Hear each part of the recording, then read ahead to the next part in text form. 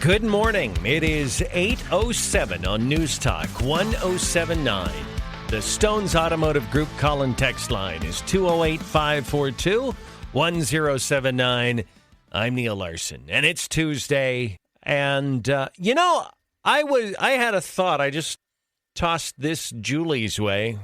Can we count one more win, just one more when it comes to the Idaho legislative session? We talk about legislation getting passed. We talk about all the things that happened. There were a handful of things that did not happen. But one thing I noticed, or rather, maybe more accurately, didn't notice, was how neutralized the Main Street Caucus was. Like, I heard almost nothing during the entire legislative session. Now, when you look at the rightward shift of the entire body, both the House and the Senate, especially on the Senate side, this is how elections matter. You even saw Governor Little move to the right, I think because he's reading the landscape in Idaho, that the electorate is fed up. Now, having Donald Trump on the ballot on November 5th, and, well, running to the let's face it, most of these elections were decided almost a year ago, last May. And Donald Trump, of course, was in the thick of it, running. And he went on, won big, obviously. But we had that early president. That was such a fiasco. But because people are more politically activated right now, and because of all of that, Idaho legislatively shifted right. We usually, as conservatives, feel like everything's shifting left, no matter what the numbers are, Republican versus Democrat. We always feel like it's shifting to the left. I don't think so. We got some fantastic, amazing, great legislation this session. Could have had a little more, and I'll get to that in just a moment. But I believe that groups like the Main Street Caucus, which we have no idea what they stand for.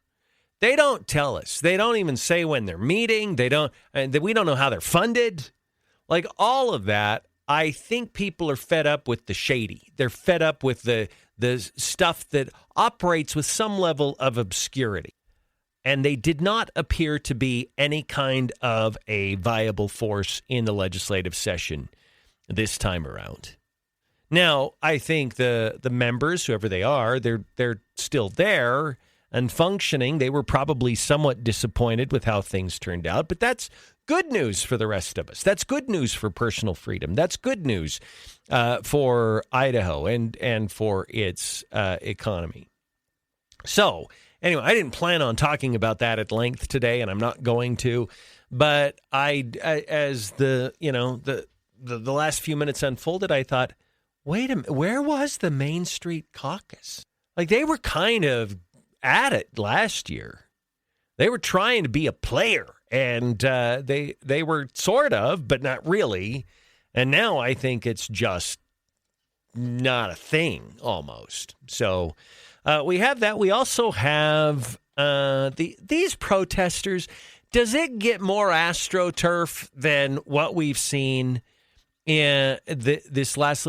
You have people getting paid about $25 an hour to protest, which is, that's a decent chunk of money.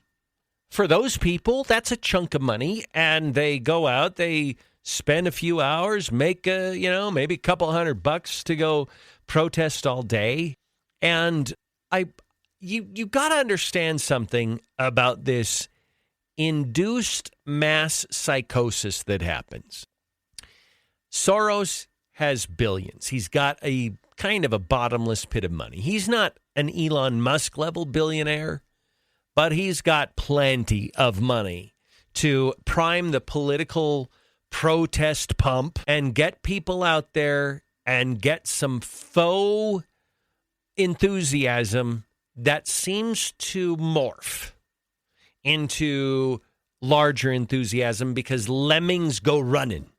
They're like, oh, there's a protest. Let me draw up my sign, insert Mad Lib angry cause here. And then they show up and they wave their signs around. We hate Trump. Trump made me mad. Trump's a dictator. I hate authoritarianism, but I love communism.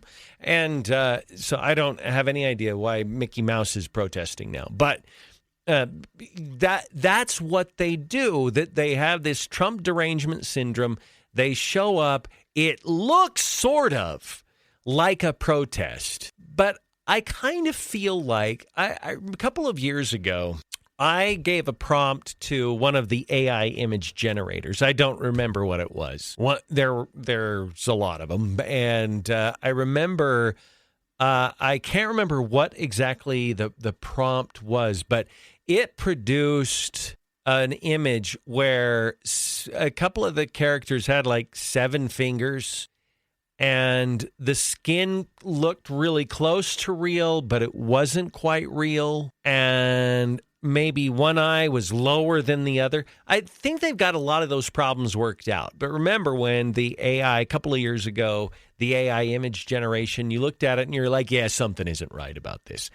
That's the reaction that I have when I see the protests that are happening around the country right now.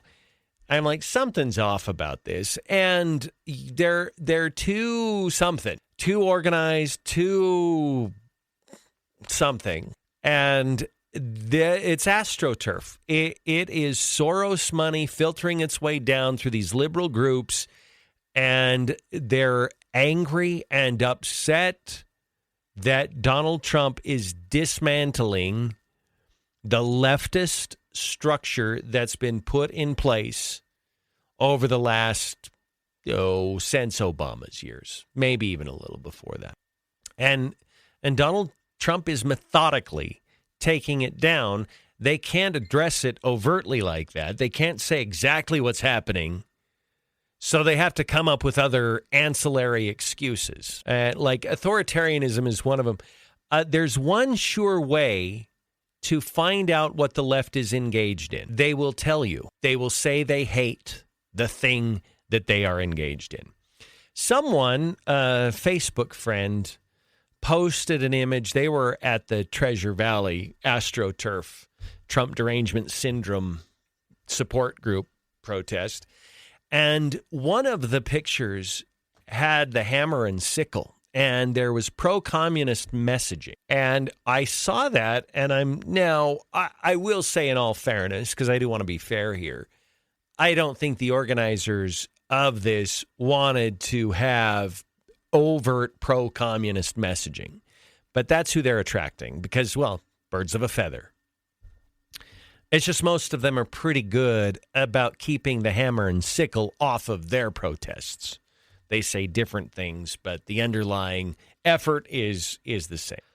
Anyway, these Trump derangement syndrome doofuses, patients, they have the hammer and sickle on there, and I looked at that and I thought, wait, they're there at an anti-authoritarianism protest promoting communism. I can give you a handful of communist societies, every last one of them, every last one. I want somebody to name one that is not run by an authoritarian leader. Stalin, Lenin, more recently Castro, Xi Jinping. We can go through in the last 100 years and look at all of the communist experiments, if we can call them that, every last one of them. The only way that you keep people participating in communism is to force them. And the only way to force them is through an authoritarian government that will not let them exit. That's how you do it. So I thought these people are they that dumb though? Like, I don't know that they are. I think I have a theory that there are some people where their emotions, like their IQ is decent, we'll say 110, maybe 120, but their emotions subtract IQ points. And sometimes ideology can drive emotion to the point where it subtracts some IQ points from the intellectual side of their brain. And I think that's what we see with a number of these protesters. They're probably, if you could scrub the ideology from their minds and the virtue that the artificial virtue that they get from believing what they believe, they would probably be decently intelligent people. And it's sad that they're really not at this point. So it's AstroTurf. I think it's being revealed as AstroTurf. And as much as the legacy media is trying to prop this up, I think the new media is tearing it down and exposing it and showing it for what it's worth. So that's a good thing. We also, really quick, I want to mention this press conference yesterday from Roger Shai, the police chief in Pocatello. It was short. It was less than 10 minutes long, and about half of it was the 911 call that led ultimately the police to the yard where the 17-year-old autistic young man was shot and is now in critical condition with an amputated leg. And I think Chief Shai probably did the best that he could have done under the circumstances, but I also think that it probably was not enough to allay the concerns of the community. Not going to play the whole thing, but here's a little bit. Good evening, and thank you for being here. We will not be taking questions at this time due to ongoing criminal external and internal investigations. We understand the concern and emotion surrounding the officer-involved shooting that occurred on April the 5th, 2025. This press conference is meant to provide clarity, share the information we can at this stage, and address some misconceptions that have emerged. At approximately 5:22 p.m. Saturday, April the 5th, Pocatello police officers were dispatched to 703 North Harrison in response to a reported disturbance. We will now play the 911 call to provide context for what our officers were responding to. Okay, so they play the 911 call, and then later, after that, they show the picture of the knife. And the knife was a pretty standard big butcher knife that you would find in a kitchen. But then he talked and seemingly defended the actions of the officers that critically shot this young man. Two females were just a few feet away in the yard, and another male stood just outside the fence. Officers positioned just outside the yard gave repeated commands for the male to drop the knife. He did not comply. Instead, he stood up and advanced toward the officers while still armed. At that point, officers discharged their firearms, stopping when the male fell. PPD officers immediately began life-saving measures, and the male was transported to the Portland Medical Center, where he remains hospitalized. In situations like this, officers must make decisions in seconds. They assess threats, not just to themselves, but to those nearby. In this case, two individuals were within a few feet of an armed, non-compliant individual. The risk was immediate, and the situation rapidly evolving. Okay, we know this incident has deeply... The only problem that I have with that is that the situation was only rapidly evolving because of how the police entered the scene. Now, maybe the instructions they got from the 911 call possibly led them to believe a certain thing was going on that maybe was not going on. But it's clear in retrospect that the police approach here escalated the situation and contributed to the fact that it was rapidly developing.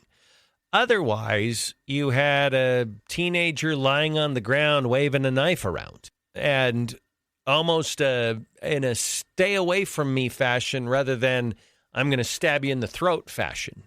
And they're trying to get the knife away. Obviously, the family had to deal with this young man before, but I almost feel like the rapidly developing situation had been exacerbated by the police. Chief Shai went on to say that this is being independently investigated by the interagency task force. And let's hope that the right outcome happens here.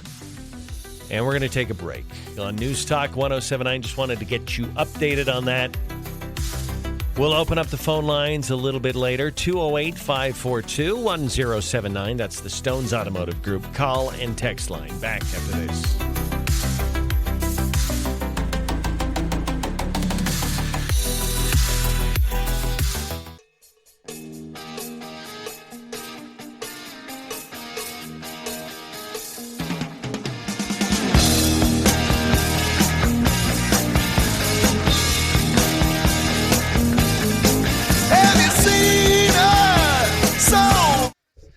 All right, it's 8:28 on News Talk 107.9. Neal Larson, along with Julie Mason. And Julie, okay, I'm headed right after not right after I get off the air, but after I'm done, I'm headed to Town and Country Gardens. I'm going to get the 4-step lawn program. And then this afternoon, if weather, well, it wouldn't matter what the weather is, actually. You can put the humates down, and they'll party in any weather. So I'm going to go home. I'm going to throw down the humates, and I'll be done with step 1 for a couple of months, and it'll be great. Yeah, they're not fickle. They just want a grassy dance floor. That's it. That's it. That's all they need, a little bit of rock music, and they are good to go. Yeah. And it gets all the stuff rolling. For your lawn. And then a little bit later, like I think it's probably May, June, that's when you put down that first application of the lawn food. It's fertilizer, got great stuff in it. It helps keep your lawn weed free as well. Like it does a lot. And that'll be step 2. It's so easy. Mm-hmm. If you have one of those, just a regular fertilizer spreader for your lawn, you can get your lawn done in just a few minutes. So yeah. Town and Country Gardens, south of Idaho Falls on Yellowstone Highway, across from the malt plant.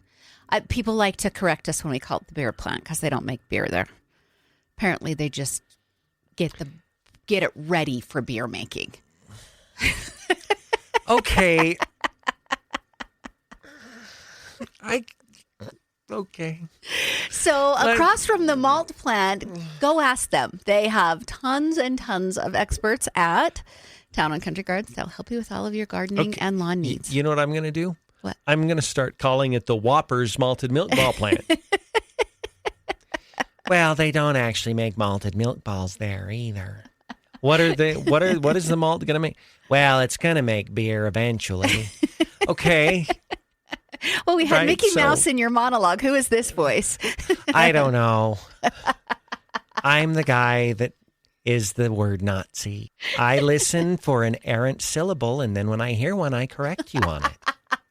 That's what Neil's I do. kind of testy today, so you guys better be careful. Do you ever have, like, within about an 18-hour period, you've got these little irritation points that just accumulate? Uh-huh. Any one of them you handle just fine, but when they accumulate over a fairly short window of time, you just start getting a little more and a little more agitated. Mm-hmm. It's one of our favorite parts of, at least for me, of our friendship, because you can look at me like you did this morning and you go, I'm agitated. And I said, yes. Okay, I'm not. So we're going to balance each other out. So it's going to be great. And then on those days when I look at him and I say, I'm agitated, and he says, I am too, we're like, okay, we're going to need to be careful this morning. Okay. Just so you know, Julie presented 2 scenarios, both of which I'm agitated. Yeah. No, I said when I'm agitated on the second one. And then you said, and you are too. Oh, okay. There are times when I'm not agitated. Oh, yeah. There's plenty of times when Neil's not agitated. But today is not that day. No, it's all good. Mm-hmm. So, you know what? We had Ryan Spoon on, and I wanted to ask him this question, and I forgot. And so I'm even agitated with myself a little bit. I don't want the world where we're just snitching on each other all the time. Mm-hmm. Like I don't know that he wants that either. And I don't think it's his mission to just start going and snooping around and calling ICE on every employer out there. Mm-hmm. Like, I don't know that's his approach. I think the problem was that Representative Mickelson in her floor speech did not overtly, but perhaps tacitly confessed to having illegals in her food processing operation. Mm-hmm. Is that fair to say that? Oh, I think it's definitely fair to say that. If you're going to stand up and scold everybody, yeah, when you own a food operation, and then you scold everybody because they need to understand that the small and the large all have this problem. Yeah. You're admitting you have the problem. You are the large. Yeah. Yeah, right. That's true. So she's the one that kind of elevated it to the conscious level, right? Yes. Because, look, we're all trying to just get through life. Mm-hmm. And life's hard. And I don't wake up every morning thinking, life is already hard for a lot of people. How can I make it even harder for the people I disagree with? I never have been like that. I don't want to be like that because I don't believe officially in karma, but I believe in karma. I believe that kind of behavior will get reflected back on you at some point. And so, do we hold politicians accountable? Yes. Will we criticize them when we think it's warranted? Yes. Will we share our honest opinions? Yeah, as we should. We're paid to do that and to host very adeptly stimulating talk for East Idaho every day. That's what our job is. Uh-huh. But I don't want a snitch society. I don't want us going out there going, oh, what can I find that you did wrong? Now, if there's injustice happening somewhere, I'll try to correct that. If someone's in a miserable state, and especially a child. Yes, exactly. Absolutely a child. Yeah. Like I don't just look the other way when bad things are happening. But if somebody's not quite in compliance with some obscure IRS regulation, I'm not calling the IRS on people. If somebody's out there and they have a yard sale and they make $500, I'm not saying, are you paying sales tax on this? Oh, he's back. Because when I don't just police words and syllables, I also police yard sales to make sure people are paying their sales tax too. I'm not going to be that person. You do you. You live with your conscience. I'm not going to police it. Mm-hmm. I don't want you to do that to me either. Because I'd probably have to make 10 or 12 grand at a yard sale before I'd even think about paying sales tax. I don't even think I'd do it then, but go ahead. Probably not either, but I wanted to have some level of, Anyway, so I'm just saying the society we all want is let's all do our best to live our best. Uh-huh. But let's not utilize the law to make other people miserable. And I'm not saying Ryan Spoon did that with Stephanie Mickelson. I don't want to imply that. I'm just saying that's not my thing. Like I want people to do the right thing.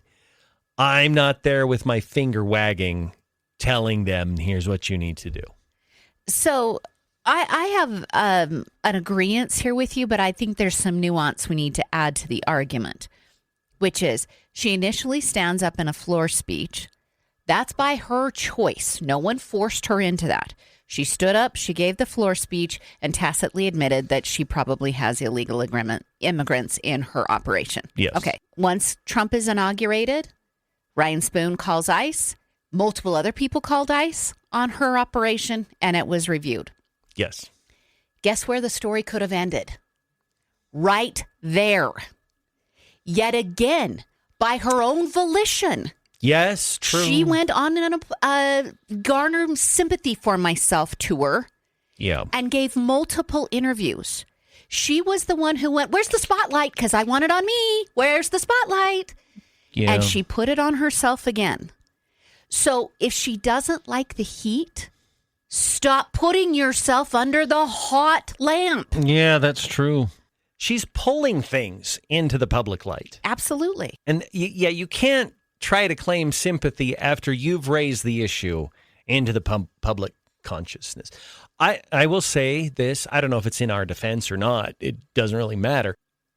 We saw this happening. Like, I saw the chatter online, and Ryan Spoon was saying this, but I'm like, I'm not getting involved in this. Like, we hear lots of not gossip, but that kind of thing. Rumors, gossip, chatter, all those things that are happening. A lot of it is salacious. Our ratings could probably go up if we came here every day and we said, hey, you want to hear the latest scuttlebutt of what's happening? That's not what I really want to do. Like, that. And so we watched it happen. And then when it grew to ICE shows up, Representative Mickelson goes on the sympathy tour, that's when we're like, okay, this is now newsworthy. This is now worthy of discussing. So, right. She could have left it alone. She really could have. She didn't need to give the floor speech she did. She would probably disagree with that, I am sure, because she says she needs to stand up for these people and whatever. But if you're going to give that floor speech, you have to understand that you have now put a spotlight on yourself. Yeah. She didn't need to do it again. The I don't want to call it a raid, but the review by ICE at her farming operation. Inspection. Could have gone under the radar. Yeah.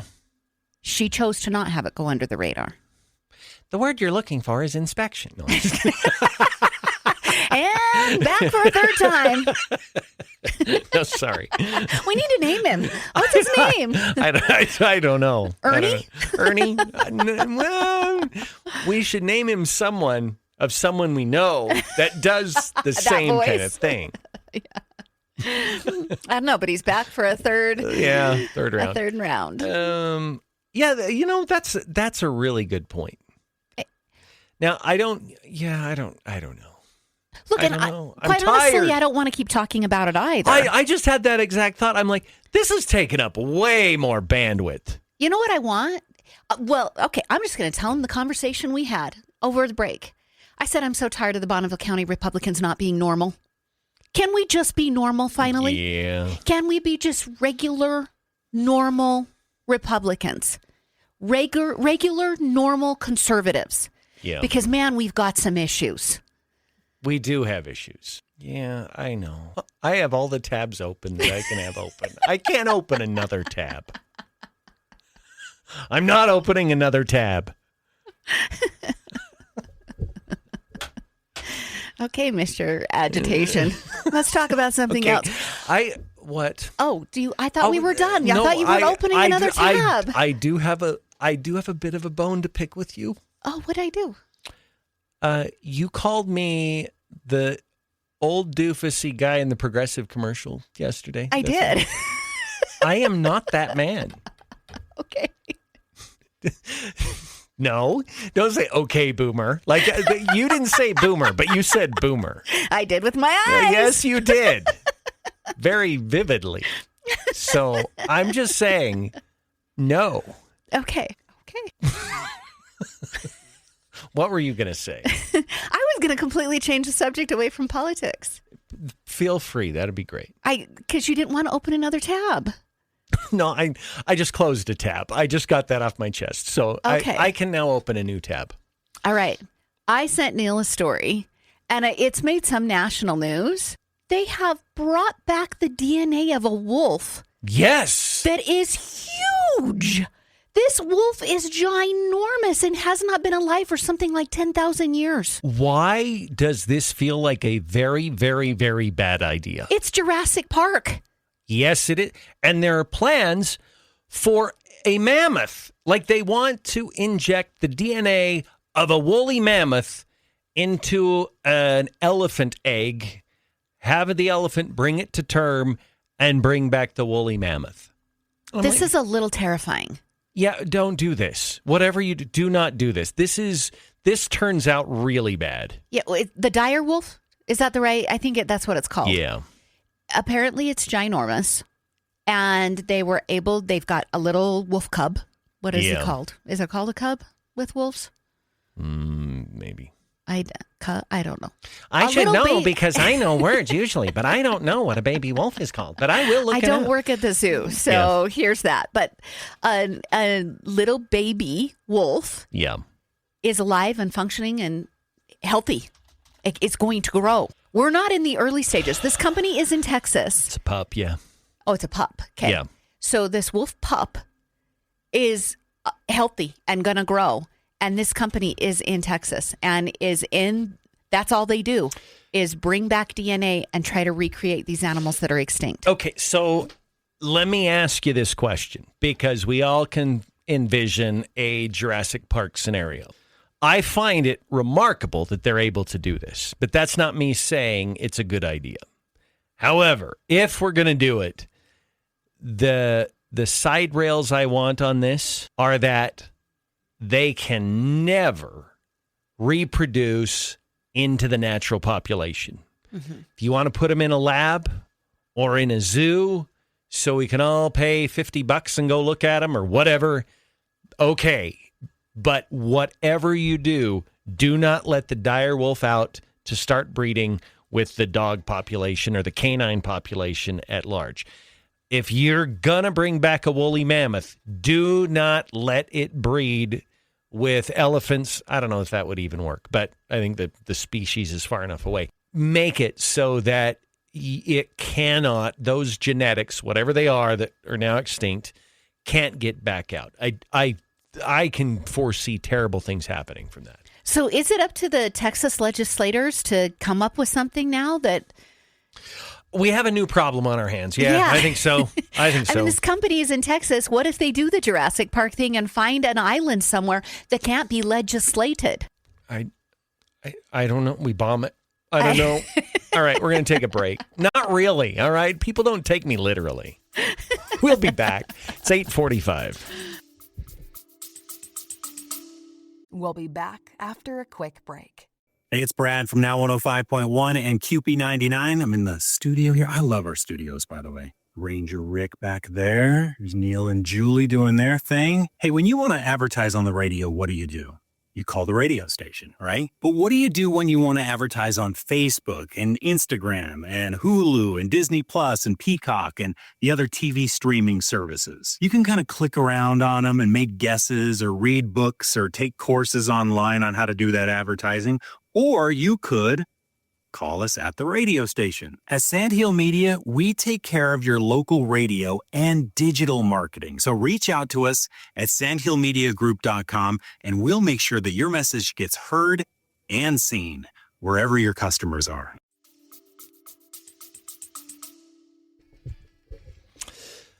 All right, it's 8:53 on News Talk 107.9 208-542-1079. Neal Larson along with Julie Mason. Julie, we got to take a break again here very quickly. However, I wanted to ask you, we're talking about extinct animals, bringing them back. Dodo bird is another one that they're looking at bringing back. If there's one animal that ought to go extinct, what would you want going the other direction? Oh, I could list numerous snakes that I don't even want in existence anymore. Yeah. So snakes, I'm not freaked out by spiders or whatever. I'm sure some people who have rodent problems, like raccoons and their garbage and stuff like that, would be perfectly fine with raccoons going away. That's true. Yeah. Can you think of anything you would like to go away? Not without causing a controversy by saying it. What's stopping you? Well, no, not really.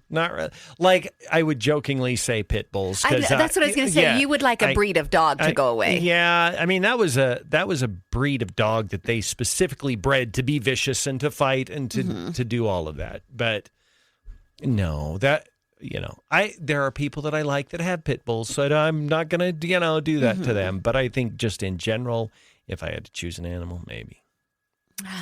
You know those Komodo dragons? Yeah. I know we don't have a threat of them here, so let them live. Let them be. Sure. But if we're going to play God and extinct something, I think that one could go.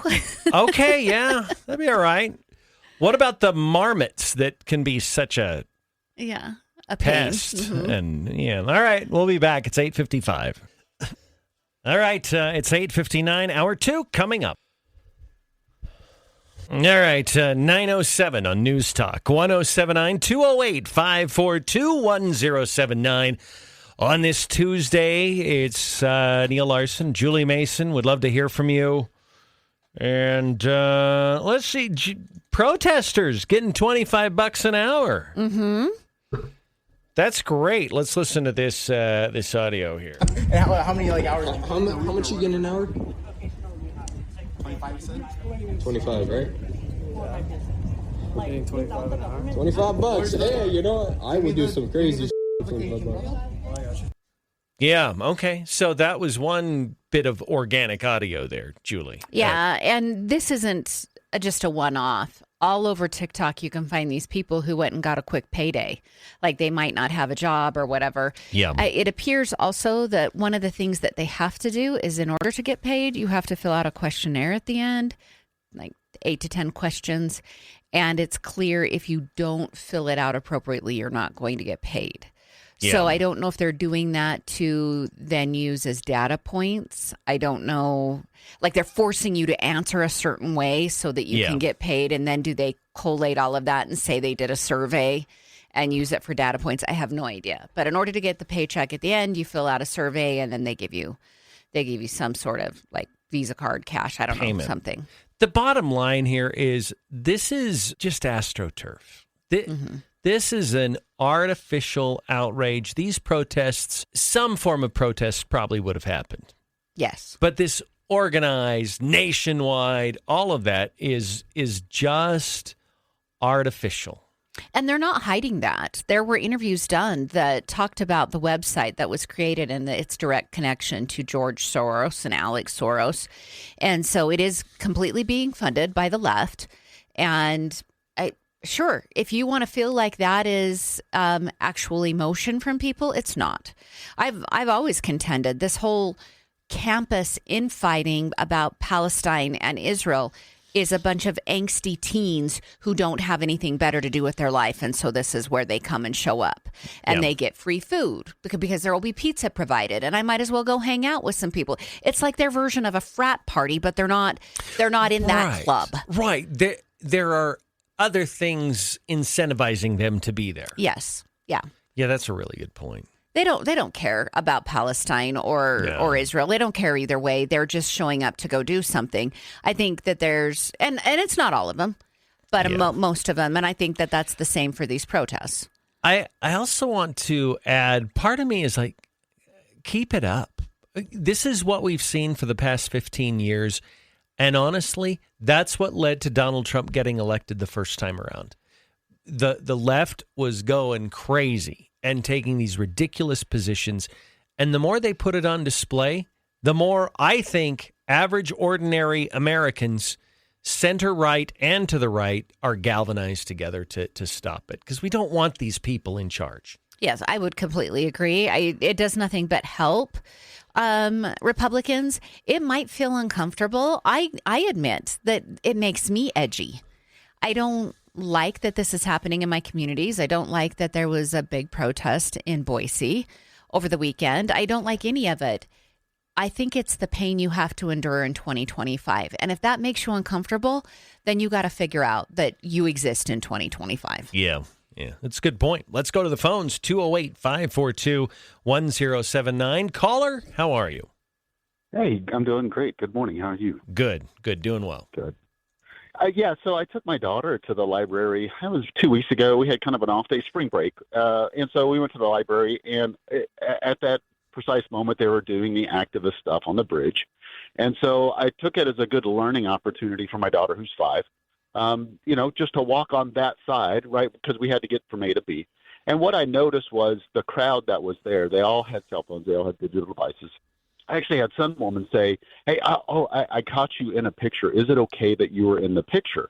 And I thought to myself, that is such a strange request. I would never. But then I told my wife about it, and she said, yeah, because of social media, you got our daughter there. I don't want things to be misconstrued. And I'm like, that is the weirdest thing I've ever. So anytime And the other anecdotal thing was that every time someone would drive by and honk, those people would put down their cell phones, clap like a sea lion who was trained, and as soon as the honking stopped, they went back to their cell phones and were doing that. So I didn't really view it much of a protest. It was just more of a get out in the sunshine and get some vitamin D and maybe clap a little bit. But I didn't think it was a real protest. It wasn't real. That was my thought. Sort of just a gathering, like yeah. It wasn't like there was a death and they were really, really fired up. It wasn't that. It was just like, hey, we're here. We all here. We're all showed up. Check a box. Okay, so, interesting. Did you sense? And I don't have any preconceived notions about your answer here, but we have seen before the left will bus people in, and they're not part of the local community. They're brought in from outside. Did you sense the people that were there were pretty much all locals, or did it seem like maybe they did come from somewhere else? I would say it felt local. It felt there was a couple men with red wrists because they got drugged there. It looked like, but it did look local, and it looked like it was predominantly females. Like I would say, like 75-25, maybe even 80-20 female to male ratio. Oh, wow. Okay. So I didn't see, but there wasn't a lot of men out there, 18 and up. It was primarily women and women with signs, and it went up the whole panoply of issues that bones of contention. I saw something about nurses and something, and I just kind of was like, I don't get it. There's no cohesive. They're just mad, and they're mad at. Yeah. I don't know. They're just mad, and it's not like I'm going to change it. They're not going to change my attitude. I'm 100% for Trump. I love everything he's doing. There's not a single thing he's doing right now that makes me go, oh, he's a dictator. But it's just the way that they're seeing the world right now. I don't know. Their echo chamber is getting smaller and smaller and smaller by day. Agreed. So, well, thank you. Thank you for the welcome. call. All right. 208-542-1079. I actually really appreciate him bringing that to light because I think the dominance of women in this group of people who are protesting is very evident. I looked at one of the protests yesterday, or I looked at a video of one of the protests yesterday. That's what I want to say. And this one, they were indoors somewhere. I don't know if one of these was held in an arena because the weather was bad. I'm not sure what was going on.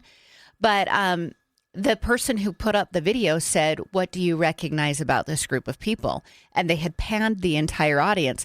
So I went to see what the comments were saying. I obviously had my own thoughts, but I went to see over and over and over again in the comments. It's all older women. It's all older women. It's all women above 40. It's all, and it was a very, the demographic was women skewed. Okay.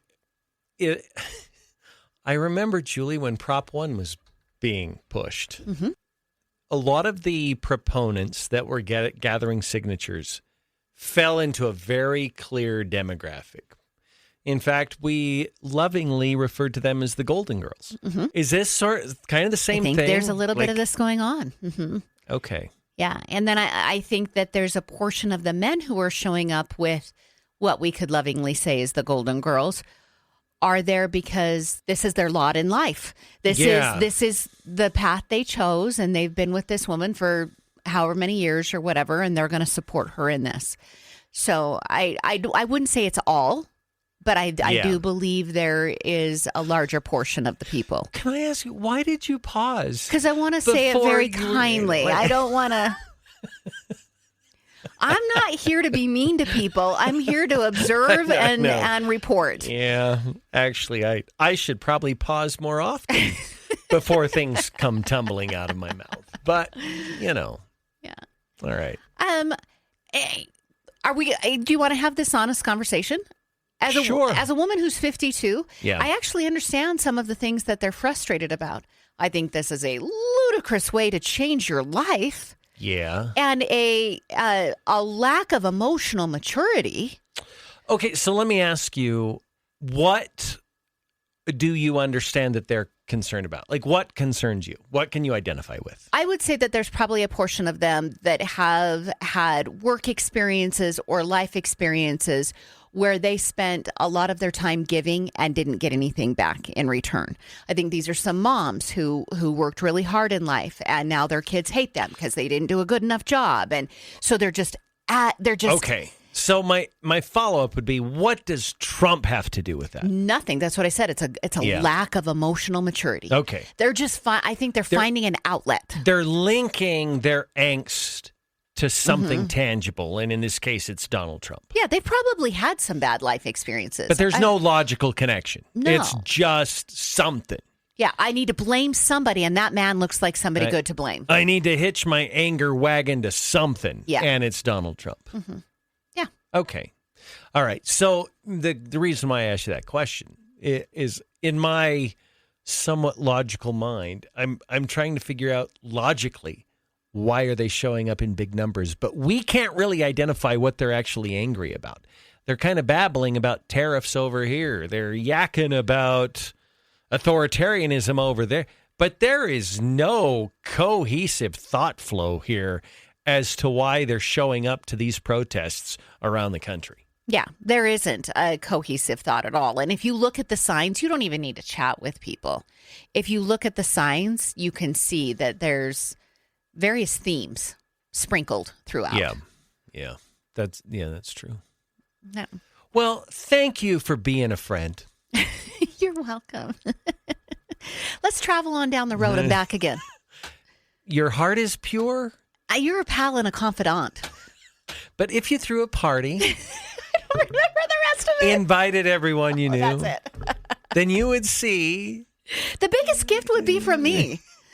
And the card attached would say, thank you for being a friend. I can't believe I'm ashamed that I know the words to that. Do we need to check your man card? No. Because I'm man enough to admit I know all the words to the theme song of the Golden Girls. It's like the bumper sticker on the back of a beat-up old rusty Datsun that says, you have to be real secure to drive a car like this. It's that version of that. I'll be honest, I'd put that bumper sticker on a Subaru. Well, yeah, there you go. Either way. All right, 208-542-1079. It's Neal Larson, along with Julie Mason. Let's take a break. Why not? We'll be back and continue. If you'd like to join us, we'd love to have you. 208-542-1079. Okay. Thank you for being a friend. If I did a Studio 4 cover, that's the one I would sing. Travel down the road and back again. Your heart is true. I'm way off of your key that you were on. Pal and a confidant. Bum, bum, bum. Okay, that might have been overplaying the percussion in it. Neal's got a tambourine and he's tapping it on his hip. Yes. See, Craig on Facebook says it happens to be a good song. Yes. Somebody said in the text line, could it be menopause? And I think they're probably joking. I don't know. I don't think that's a joke. Yeah. I don't. And maybe they're not joking. Maybe it's a legitimate question, but I actually do think that plays into it. Yeah. I think the symptoms of menopause have been greatly heightened with COVID, whatever it is, to do with the inflammation. I think women are feeling it more. And yeah, it could be part of the agitation.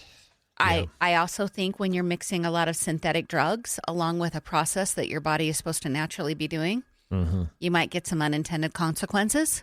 Yeah. I mean, my body is naturally supposed to eventually enter menopause.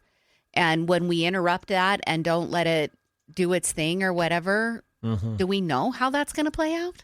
Yeah. No, you don't. You really don't. Yeah. So I think it's a fair question. Okay, there's a picture of Hillary Clinton here on the cover of her book. Tell me what I don't feel like it looks like her. I mean, you can tell it's her. Open the image in a new tab. Hold on. Way size. Like that doesn't, there's a filter. They've de-aged her by like 15 or 20 years. Yeah. I really like that font at the top though. Is that her signature though? I have no idea, but that's cool. Like if that's her signature, that was smart of them to do that. It's also really weird when somebody shows up in a picture and it's not the way they wear their hair on a daily basis. Yeah, that's true. Like they've had makeup and hair done for the photo shoot. You don't look like you because it's not your regular hairdo. Yeah. And that's what she's got going on there. Yeah, that's true. She looks less like Secretary of State or First Lady Hillary Clinton and more like Webb Hubbell's girlfriend. Oh, I didn't say that, did I?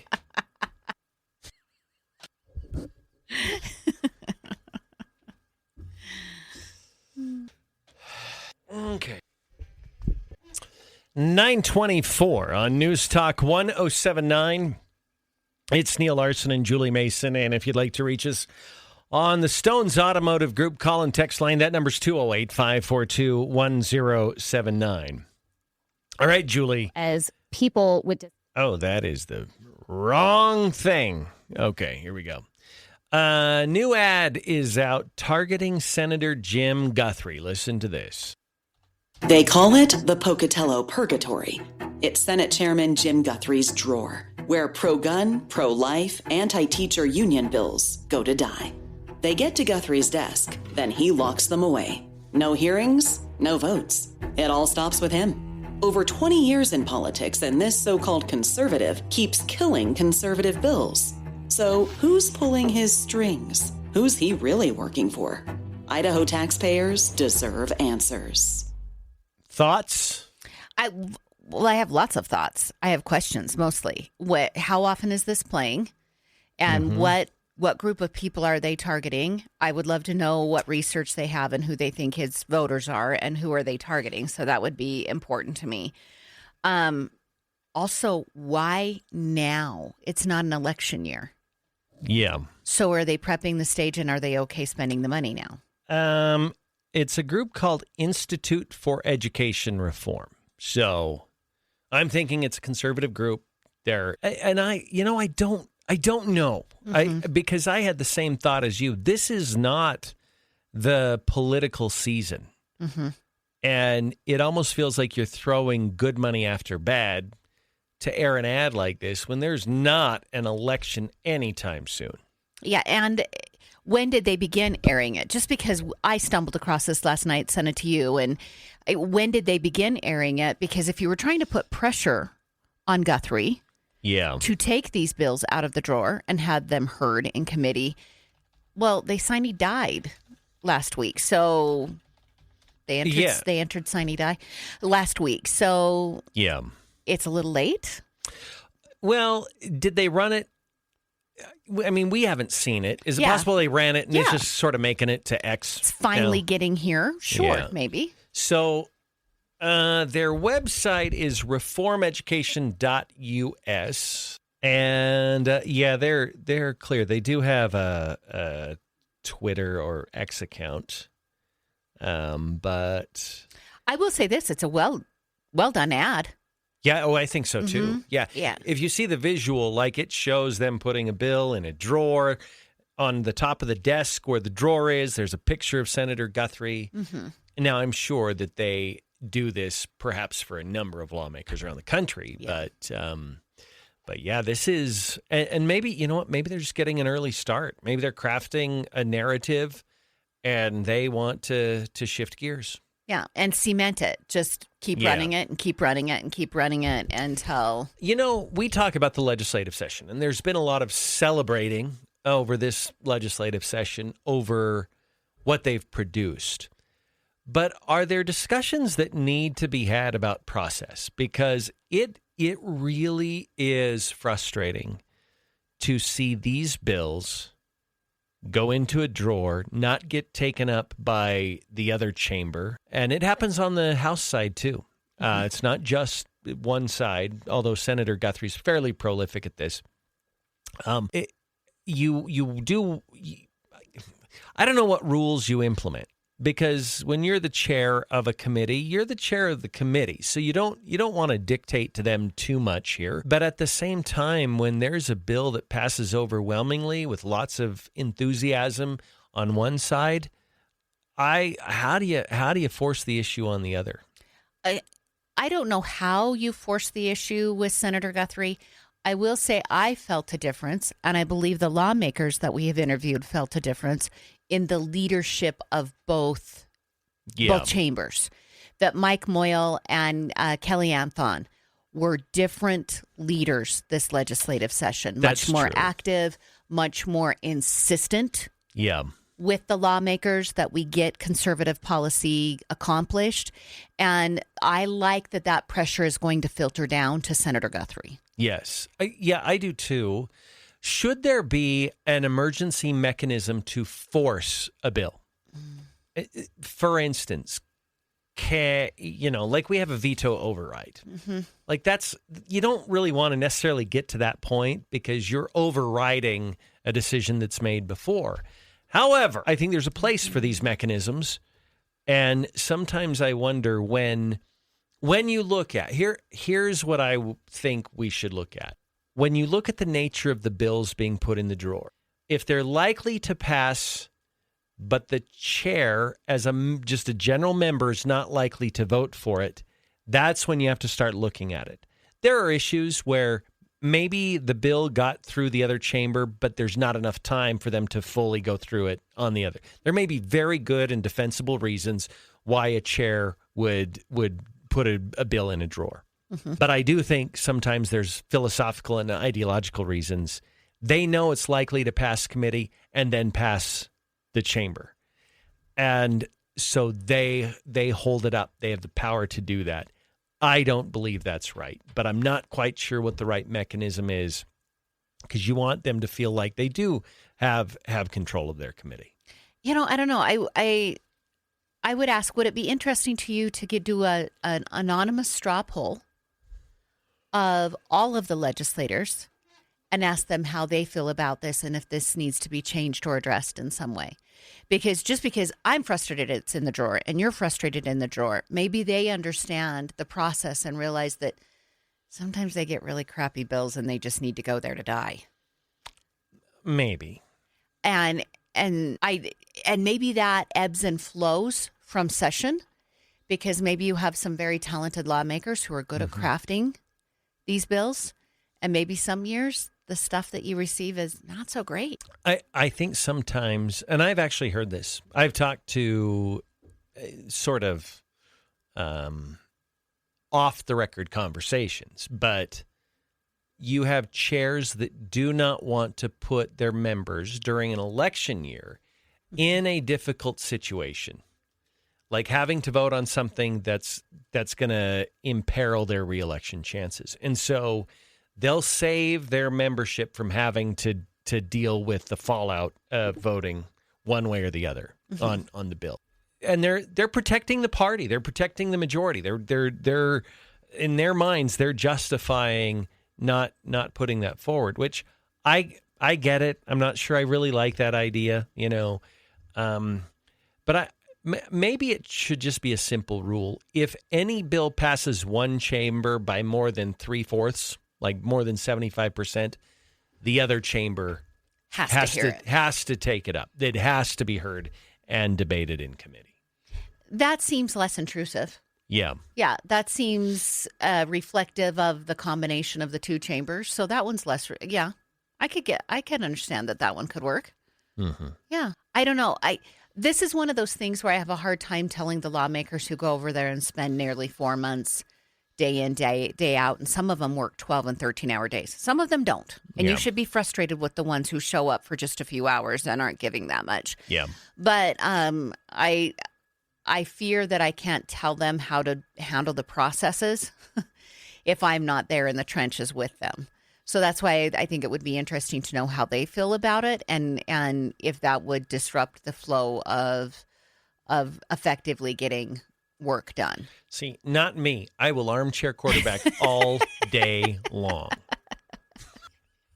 I have no problem asking the questions. No, yeah. Because they shouldn't operate unscrutinized. See, again, maybe this is a rule change. And, if I'm elected and I go, I'm at least having that conversation because that could benefit both chambers.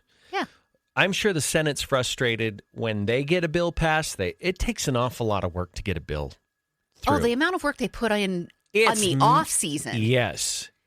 In the off season, during the session, there's a ton of work that goes into getting a bill passed, especially one that implements a fundamental change like parental choice in education, whatever. Massive amounts of work and effort. And that's why I feel like they need to address this with their rules somehow, that there are certain bills that need to be heard by the other side. Maybe not every one. Like I said, I think there are defensible reasons why maybe one chamber wouldn't take up a bill. But I think in a lot of cases, they should just have to. And you know what? It'll live and die by that. Whatever happens, happens. But I think one of the things you could do is if you live in Senator Guthrie's area, start sending emails. Have your friends start sending emails. Ask him why he leaves so many bills in his drawer and get specific. Say, I wanted to hear this bill, but you left it in the drawer. I wanted to hear this bill, but you left it in the drawer. Hey, get specific and push because that's the power that you have as a voter. Yeah. And when we just keep reelecting these people because you know their name and they have some money behind them, you get what you voted for. Yeah.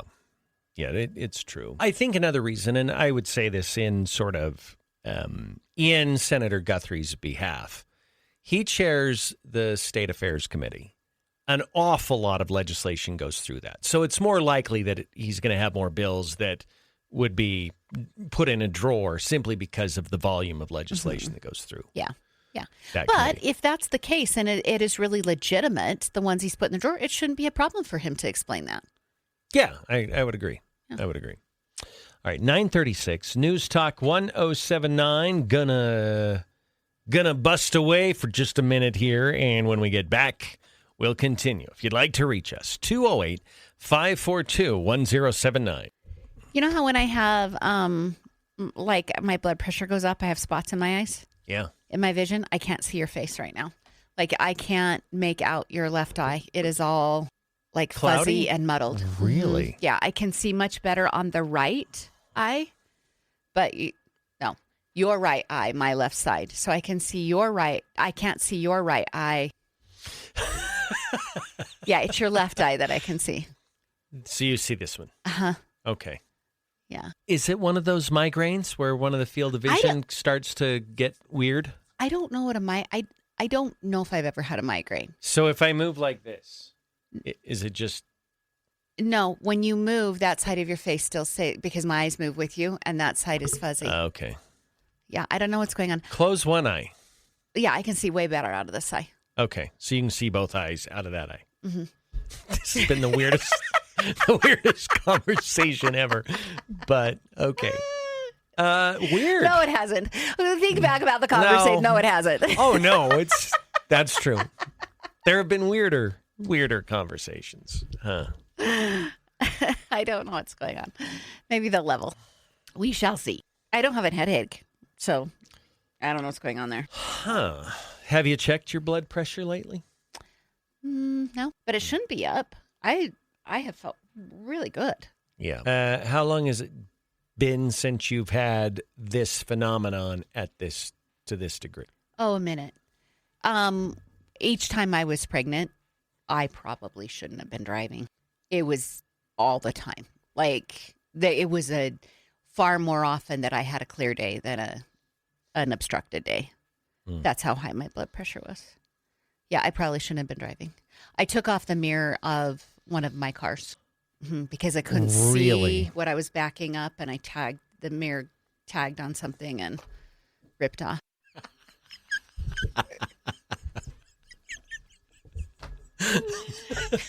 Speaking of women not being as good at things on some things as men, did you see that there was some championship pool billiards female match? It was the championship female match. And it was 2 trans women. Men won the billiards contest. You have got to be kidding me. And then a girl walked off of a tournament course for Frisbee golf. Yeah. This weekend because a man was beating her, pretending to be a woman. Okay. And she just went, I'm not doing this. I'm not doing this. He can throw it so much further than I can. I'm not doing this. Yeah, that's insane. And Okay, can we go back to billiards for a moment? Uh-huh. Are men really better at billiards than women? Because I think in general, I do believe in general, men just have better eye-hand coordination. Just you coordination. just do. Okay. In general, men are better at video games. That's why men are better at driving. You just men have better eye-hand coordination, and when you need to make split-second decisions, that's important. Yeah. And so that's why men are not always, but generally better at video games, and generally, and that's okay because women are better at other things. So right. Yeah. I made a joke to Julie. I couldn't say it in. But she thought it was funny, but I think it was funny. I can't. I can't repeat it. I'm so glad the stock market went up. Not for any like personal reason, just to shut up the mainstream media. I just wanted it to go back up so they didn't have a talking point. What? Dylan Darling is leaving after all. Oh, after he announced he wouldn't. He must have got a real good offer. Must have. Dang it.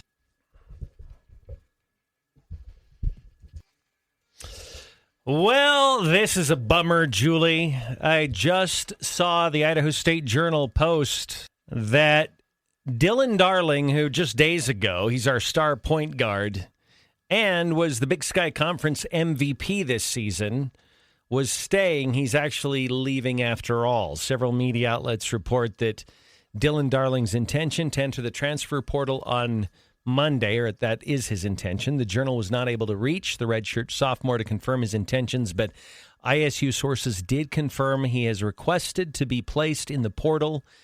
Head coach Ryan Looney said he could not confirm that Darling was in the portal because when he enters the website, it doesn't show ISU players. I can't comment, Looney said, of the reports of Darling's entering the portal. I haven't had the opportunity to talk to him yet. I don't have an understanding of what happened. That's kind of interesting. There's always the chance that Darling could return to Idaho State, but that seems unlikely given that he originally made a public pronouncement that he was staying. But Darling has suddenly had a change of heart by requesting that his name be entered in the transfer portal and deleting the social media post of his return that was posted just 6 days ago. If Darling does leave, it would be a severe blow to an ISU program that took a major step up this past season, with Darling leading the team in scoring at 19.8 points a game. The Bengals finished fourth in the Big Sky Conference with a 10-8 record and went 15-15 overall. So, tell us. Sorry. It ain't true, Dylan. I'm sorry. That's a bummer. That is a bummer. I'm sorry. Which, it's interesting because this is sort of an expectation learning moment. We all just assumed he was leaving just because he's so good and could play at the bigs. And when he announced that he was staying, we were overjoyed and we got used to that. Now it's just kind of a This is bummer. where it's at. I'm sorry. The transfer portal has benefits, but man, is it trouble. It's problematic. It's full of trouble. It is. And I think that, it's a two-edged sword. Yeah. And everyone hates the bad edge, but I don't think we like the good edge of the sword enough to offset how much we don't like the bad edge. Mm-hmm. I think without the transfer portal, we probably would not have had the great year that we had this last year. Yeah. And I mean great by historic ISU standards. It really was a step up for us, and it was good to see us in that upper tier pretty much all season long at ISU. So, but you know what? Here's the thing. There are other players out there entering the transfer portal, and our coaches seem to be pretty good at snatching them up. So yeah. I watched the Final Four for the women just because I had a daughter who got so engaged into the UConn team and the cuteness of those girls and everything. So I've always done this. If my kids like something, I'll learn about it so I can talk to them about it. So I watched it, even though I women's basketball is not my favorite thing to watch. Yeah.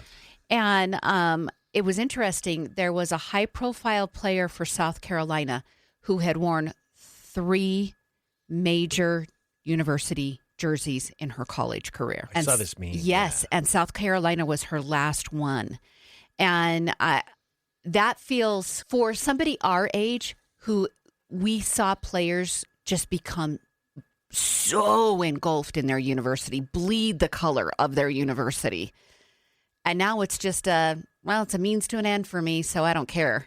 Yeah. Proposition. That feels very not loyal to us. Yeah. I think for people who only have known it this way, maybe somebody who's 25 or whatever, they look at it like, it's just the way it works. But for you and I, we look at it as maybe a loss of that deep love for a team, and you're just showing up to play basketball or whatever. Well, and look how it's filtering out. Like, college has always been sort of uber high school. Like it's just been a bigger high school where you still have team loyalty and you only have 4 years to play, and you have, so it's sort of a replication of that, just on a higher level. But even in high school now, they're dealing with that issue of players who are wanting to transfer between schools. And I think one way to look at it, at least this is the very first natural way to look at it, is we're seeing a loss of loyalty. That idea of loyalty doesn't really exist the way that it used to. So we're grieving over that. But is there another way to look at it? Is there a way to look at it that sort of makes more sense, that sort of tempers that idea that loyalty is dying? I don't know, because for me it feels that way. And guess what? It doesn't just stop at the high school level. You ask any of these men who have invested hundreds and hundreds of hours into coaching these 12 and 13-year-old boys in travel baseball, and you've got kids who jump teams there. Yeah. Like, I'm going to have a better opportunity if I go here or whatever. So I think it's going to filter all the way down for the younger generation. I think they're just really bent on looking out for themselves. And maybe they should be. Maybe there's an argument for that. Well, because in the end, Billy down the street doesn't end up being important when you're trying to get a college scholarship. So I don't know. I'm thinking sort of the broader culture right now. Mm-hmm. Do we just live in a culture now that to survive and thrive, you have to look out for yourself more than the larger group? Like, is that just the nature of what the culture is now? Yeah. Someone sent in a text that it's a business now. Even at 12 and 13, it's a business decision. Yeah, right. That you're making. And that is truly correct, because these girls that I was watching in the Final Four for the college women's championship, they actually make more money as college players with NIL if they have huge deals than they're probably going to make playing for the WNBA. No, yeah, I believe. Well, look at DeBansa. He's going to play at BYU. $6 million. It may even be higher now. Yeah. Like, that's amazing. That is phenomenal to think that a 19-year-old or an 18-year-old kid has that kind of money in their hands. It is a business. Yeah. Yeah, it really is. Sad. It's sad. I was talking to my daughter, the one that danced, about this. And she lives in Utah, and she keeps her finger on the pulse of Utah dance, because it really is premier in the nation. Good dancers come out of Utah. And she said there's high school girls that make tons of money off of their social media that are dancers. It has even filtered down that far that they've built their profiles to a place that they have sponsorship deals. They have Adidas sending them free stuff. Wow. Wow. It's crazy. Yeah. But that's 2025. How short-lived is that, though? I don't Is that know. just like a 15 minutes of woo-woo? Oh, for them? Yeah. Probably not, because they probably network enough that as long as they keep dancing in college and they go on, they've probably networked themselves enough that they're going to be okay. I thought you were asking me, how long does social media keep paying people at this level? That's what I mean. Like, for your average person who has somewhat of a following as an influencer, they snatch up these deals. But it seems like the shelf life of these social media influencers is relatively short. I think it can come and go pretty quickly. They should invest their money into some appropriate things. Yeah, enjoy it while it's coming in. Yes, and but be invest and be smart. Yeah. Yeah. All right. 9:50 on News Talk 1079. Well, I am going to influence my lawn with some humates this afternoon. You should take pictures and put it up on the internet and see if you can get a deal from Rex at Town and Country. You know what? I should. Actually, we already have a deal. Hey, Rex, we want you to double up on the deal. Yeah. No, but that is step one of the lawn program. It's very, very easy. Humates are kind of interesting. They just look like dirt. Mm-hmm. Sort of grainy dirt. Yeah. It's a little bit different, but you just put it in your spreader. You take a few minutes. You apply it to your lawn in the recommended dose level, and 3 times daily with food.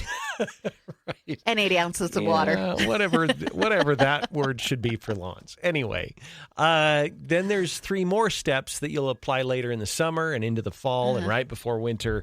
A couple of rounds of fertilizer, lawn food, and then you have a winterizer application in October.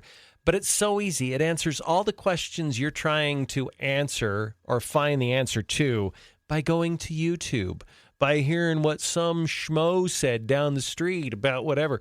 Don't worry about all that. Take care of it. It's very easy. The 4-step lawn program at Town and Country Gardens. You're going to love it, and you can thank us later. You know what's funny about that is we were talking to Rex once, and we said, do you want people to come talk to you? Should we send them in and say, hey, ask for Rex? And he said, no, don't ask for me. I have people with far more knowledge in their individual departments. So if you have a question about maybe a certain kind of tree that you want to plant at your property, they have an expert to ask about that.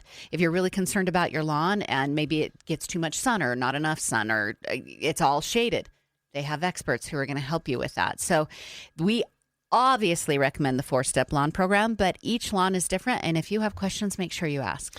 While you're there, grab the seeds for your vegetable garden and your flowers, whatever you may need there. They also have a great selection of house plants.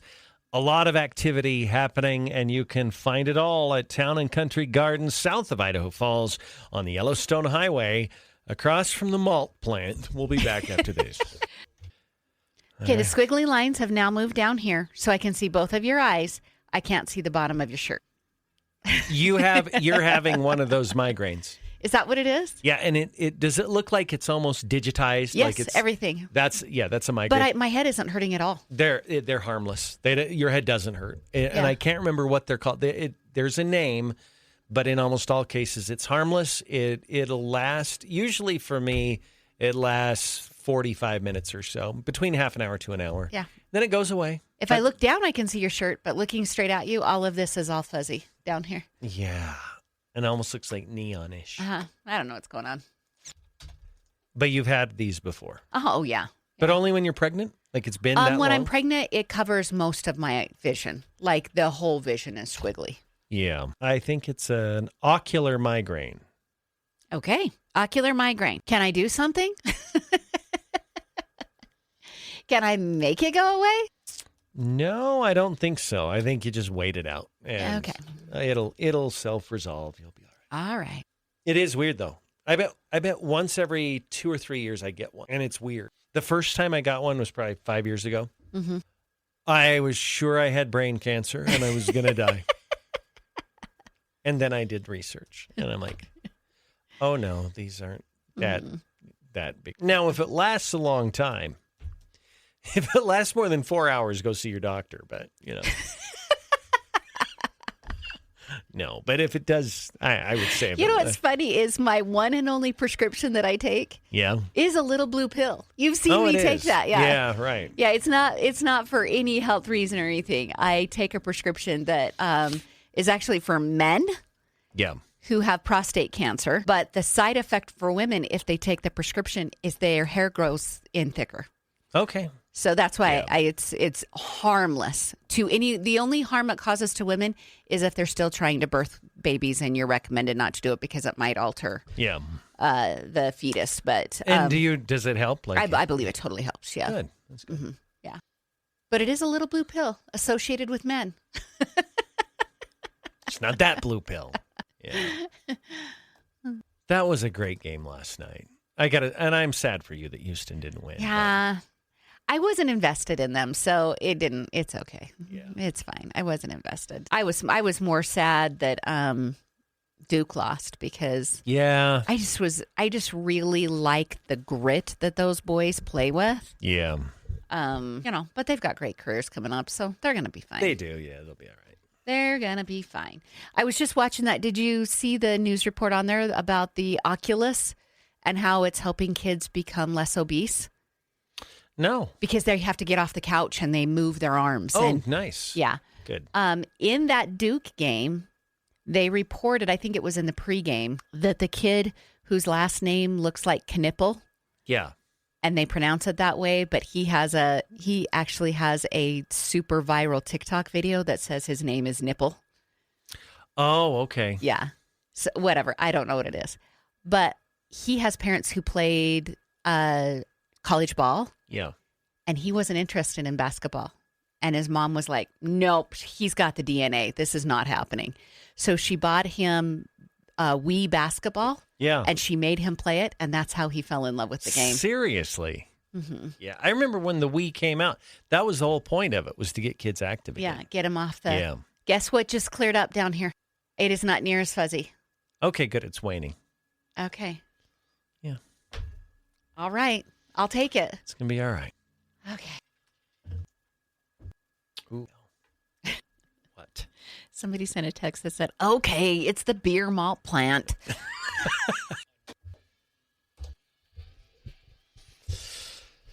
All right, 9:58 on News Talk 1079. Tomorrow, Senator Crapo, Julie? Yes, as far as we haven't been told otherwise. Okay, so we'll have his regular time slot. That will be at 7:30. We look forward to that, plus an update on the Pocatello shooting situation and the continued wake of the Idaho legislative session. All of it tomorrow right here on News Talk 1079. We'll see you then.